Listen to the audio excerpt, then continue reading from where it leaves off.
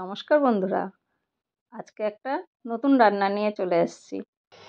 আপনাদের নতুন একটা পর্ব দেখার জন্য সবাইকে স্বাগত।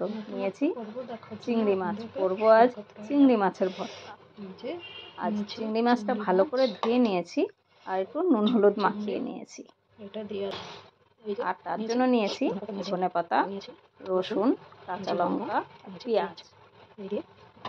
চলুন মূল পর্বে চলে যাই।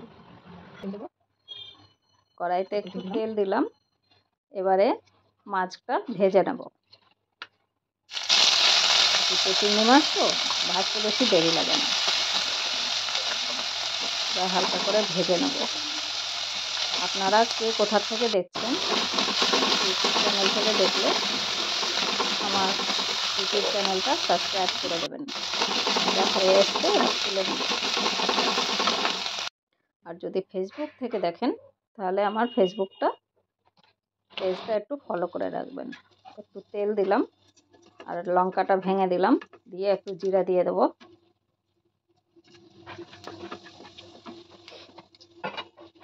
এবারে দিচ্ছি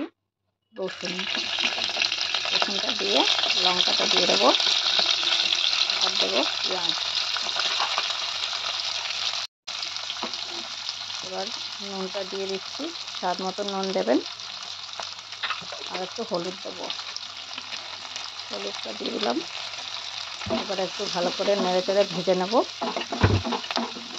আপনারা কে কীরকম খেয়েছেন আমাদেরকে অবশ্যই কমেন্ট করে জানাবেন।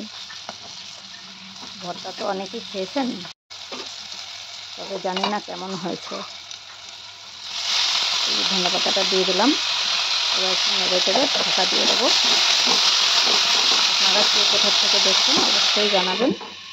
এই ভর্তাটা খেতে অনেক টেস্ট হয়, গরম ভাতের সঙ্গে বলে বোঝাতে পারবো না, খুবই টেস্ট হয়। তবে আপনারা যদি খেয়ে থাকেন অবশ্যই করে আমাকে জানাবেন। এই যে নামিয়ে নিলাম, এবার ঠান্ডা হয়ে গেছে। এবার মিক্সার জারে দিয়ে গ্রাইন্ড করে নেব। গ্রাইন্ড করে নিয়ে তারপরে আপনাদের দেখা হচ্ছে।